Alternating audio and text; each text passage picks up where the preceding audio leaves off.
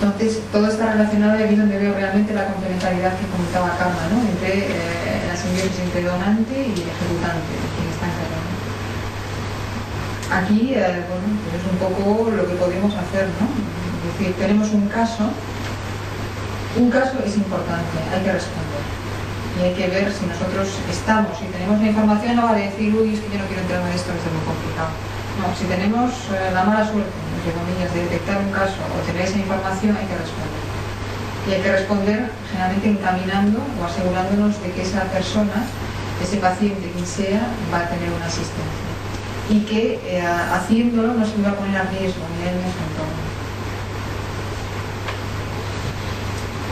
Es además un derecho, ¿vale? Entonces, cuando hablamos de un paquete mínimo de una intervención de violencia sexual, sea vertical con un programa exclusivo o sea integrada, tenemos que hablar siempre de una prevención, lo que hablamos antes de programación segura, ¿vale? Y de una respuesta. Entonces, la respuesta mínima en cualquier contexto humanitario emergencista es lo que llamamos el paquete médico ampliado. ¿Vale? Lo tenéis también en las fotocopias para que veáis un poco qué se compone. Más allá, la asistencia médica es una emergencia en casos de violencia sexual. Es decir, si el superviviente o la superviviente llega en las 72 horas, podemos prevenir una serie de problemas, ¿vale? Desde embarazos no deseados, VIH, etc. Si llegan los 5 días, bueno, la cosa va cambiando, ¿no? Pero digamos que se considera actualmente como una emergencia médica. Entonces, además de la asistencia médica, la que tiene derecho todo superviviente, y que no es imprescindible que sea en las primeras 72 horas, pero es lo deseable de estar luchando para esto, para que sea más efectivo, necesita asistencia psicológica, un mínimo, ¿vale?, de apoyo psicológico, y tiene unos derechos legales que tienen que ser cumplidos. Necesita un certificado médico legal, porque el delito no prescribe, y sobre todo cuando hablamos de determinados ámbitos donde se está hablando de genocidio o donde se está hablando de causas que pueden tener una envergadura enorme, en el caso del Congo ahora mismo, etc., es un derecho de superviviente, independientemente de que se decida utilizarlo o no. ¿Vale? Entonces, esto tiene que ser garantizado, no vale decir yo hago asistencia médica o yo encamino no sé qué, no. Esto es lo mínimo que tendría que tener siempre. Es la necesidad número 1 y perentoria, es esta. Y además, por supuesto, todo lo demás. Referencias a un circuito integral, otros actores, etcétera, de apoyo, ¿vale?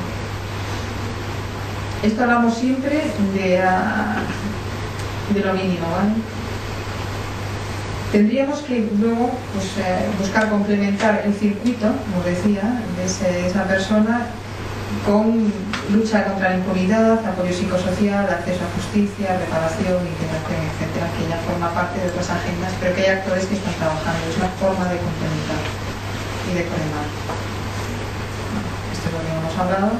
No os podéis imaginar lo que se ve en terreno ahora mismo, ¿no? Incluso en países como RDC, los Kibus, que es donde digamos, ha habido mayor inversión de lo internacional mundial, hoy por hoy es muy poco el porcentaje de mujeres, niñas, niños que están llegando a los servicios de salud en las 72 horas, y de esos aproximadamente solo un 25-30% está obteniendo acceso a este paquete, cuando bueno, ha habido financiación desbordante, todo el mundo lo incluye en sus políticas, en sus intervenciones, y no se incluye, ¿no? Y de aquellos que llegan, que obtienen parte de la atención, algunos no tienen la anticoncepción de emergencia, por falsa moral, ¿no? Entonces, bueno, pues hay cosas que los donantes, a mi modo de ver, tienen que tomar cartas en el asunto, ¿no? O sea, no es elegible separar. Si me llega alguien que cumple con que está en riesgo de concepción, ¿no?, por una violación, yo decido, por motivos religiosos o como queramos llamarlo, que no voy a dar anticoncepción de emergencia. Esto no es posible, pero está ocurriendo, ¿no? Este es el paquete mínimo. Tenéis un detalle de lo que se puede considerar paquete mínimo en base a las guías internacionales de la OMS, y tenéis todas las referencias. Entonces, esto es por lo que hay que luchar. Es decir, si ocurre, vamos a intentar prevenir.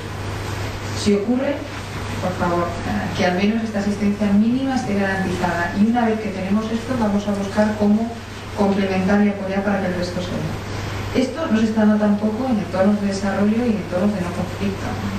Que son muy pocos los países que tienen esta disponibilización de este paquete. Nivel sistema, pues cuando hablamos de nivel sistema, pues hablamos básicamente de cómo integrarlo en los desarrollos de los sistemas que están disponibles en cada país sin crear estructuras paralelas. Hay que reforzar y hacer capacity building.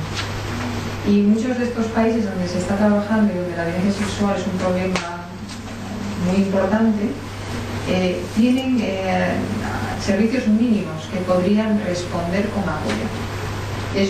Generalmente hay países que ya lo ves, es imposible, o sea, están desestructurados. Hablamos, por ejemplo, de una república centroafricana, en determinados lugares, o Chad, que realmente la capacidad estatal es tan baja y tan precaria que el modelo es sustitución, aunque buscando complementariedades y un trabajo a medio y largo plazo. Pero hay otros países donde realmente el sistema existe, es débil o no prioriza determinadas temáticas, pero existe. Entonces hay que intentar forzar al sistema para que responda y para que se haga cargo de estos paquetes. Nivel estructural, aquí ya hablamos de leyes y políticas marco, ¿no? Tenemos de todo, ¿no? Desde la reforma a todas las agendas conectadas, ¿no? Reforma del sector justicia, protección de civiles, educación, trabajo, seguridad y ¿qué más podemos tener? Apoyo al desarrollo de políticas del Ministerio de Salud, Bienestar Social, educación en derechos humanos con los ejecutores de la política. Muchas veces hay que sensibilizar. Y aunque parece increíble, hay países donde pasar una ley contra la violencia de género ha costado años, ¿no?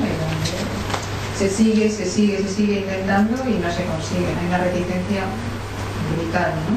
Y muchas veces los hombres no son los más reticentes, curiosamente, ¿no? Entonces, bueno, todo esto hay que trabajarlo y abordarlo. Y tenemos el componente básico, que creo que hay que incluir siempre, ¿no? O sea, si queremos tener un impacto a nivel individual y comunitario, o vamos a un modelo sustitutivo 100% paralelo, o tenemos que ir realmente siempre hacia un modelo integrado y trabajar en todos los niveles, ¿no?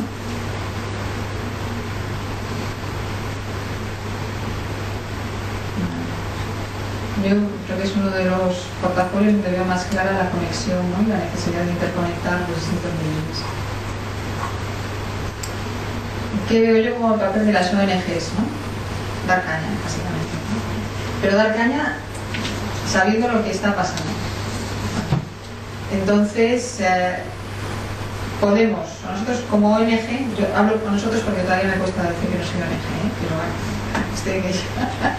Consultora senior. Sí. Entonces, generalmente, ¿qué buscamos? Cambios en el comportamiento de los perpetradores, ¿no? Esto cómo se consigue, lucha contra la impunidad. Es decir, esto es lo clave, lo que se ha visto. Aparte, evidentemente, hay que buscar medidas de reinserción, pero hay que pararlo. Y esto solo es posible si realmente existen programas que ponen en práctica incluso leyes que existen, ¿no? El caso más flagrante ahora mismo es el de RDC también, ¿no? Cambio en las acciones de las autoridades responsables, es decir, que muchas veces tenemos el marco legal, pero luego no se aplica. Aquí en el Ramón, ¿no? Y a veces donde no tenemos siquiera el marco legal, ¿no? Los cambios en la vida cotidiana de los amenazados y la población a proteger, ¿no? Esto es lo que, vamos, sería más satisfactorio. Esto es lo que nos encantaría, que la gente sea libre de ir al mercado una vez a la semana, que la gente sea libre de ir a por agua, que la gente sea libre de hacer un montón de cosas y que aquellos que defienden las causas de las comunidades no sean amenazados ni masacrados.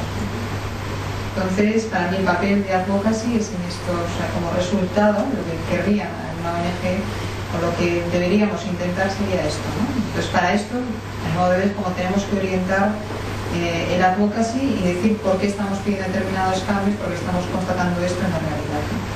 Y aquí hay que unirse en plataforma. Integración en agendas de acción humanitaria, recovery, bar, desarrollo. A mi modo de ver, bueno, aquí tenéis también algunas sugerencias, lo tenéis en una de las últimas páginas, para no hacerlo más densa la presentación, ¿no? Pero creo que realmente hay unas pautas que se podrían exigir y pedir, ¿no? El paso 1, ahora mismo, tal como lo veo en España, tendría que ser ya códigos de conducta. hasta ahora no ha sido exigido por la cooperación española a nivel central. No sé de ninguna descentralizada que lo haga. Esto es algo que en el extranjero está mucho más avanzado, ¿no? Como reflexión, yo he participado en algunos procesos en organizaciones para poner en marcha todo este sistema y es un proceso complejo y que las organizaciones tienen que ser apoyadas, pero hay que tender a esto, no porque sea difícil decir, bueno, es que vamos a posponerlo, no vamos a hacerlo, sino ver cómo lo podemos apoyar para que esto funcione. Entonces, algunas de las cosas que han salido, ¿no? Han sido procesos generalmente muy largos y controvertidos de definición. ¿Qué instrumentos? ¿Cómo se va a aplicar, no? Ha salido, bueno, os hablo un poco, es un batiburrillo de ideas, dilemas entre la vida laboral y personal. Hasta qué punto se vulnera la libertad personal, imposición de formas de pensar, cómo se considera la prostitución. O sea, son temas que incluso fuera del ámbito de ONGs hay polémica, pues imaginas dentro de una organización, ¿no? Pero esto hay que abordarlo. Aquí hay también luego un temor, ¿no? Es decir, cuando se implementa esto, hay que implementar mecanismos de quejas y de investigación en el caso de producirse estas quejas o denuncias, ¿no? Y hay un temor, bueno, fundado o no tan fundado, a que esto se convierta en otra cosa, ¿no? A canalizar otras insatisfacciones salariales, administrativas, etcétera, por estos, o que eso se convierta en una carta de Lucas. Yo en la práctica esto no lo he visto, ¿no? Pero sí que existe o existía el temor, ¿no? Luego ha habido también problemas serios en discrepancias entre personal expatriado y nacional, entre lo que es aceptable y no lo es, sobre qué comportamientos, sobre todo en determinados países. No quiero ser, o sea, no sé si es una semántica adecuada, ¿no? Diría que esto se ha dado sobre todo en países musulmanes, ¿vale? O en países donde la mutilación genital estaba instaurada, o en determinados lugares donde, bueno, pues estar con un menor o con una menor, pues no es problema, ¿no?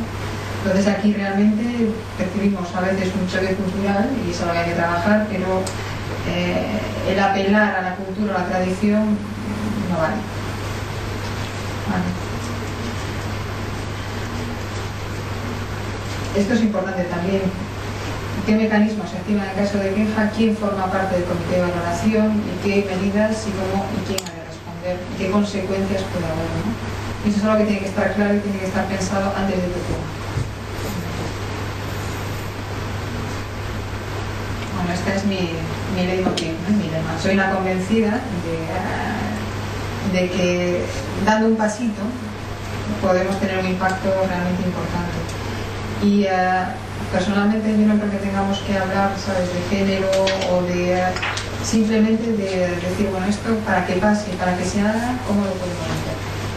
Entonces, para mí yo hablaría ahora mismo más de iniciativas de transparencia, de rendición de cuentas, de mínimos de calidad, que incluirían implícitamente estos enfoques y estos líneas. Bueno, era un poco mi visión. Muchas gracias.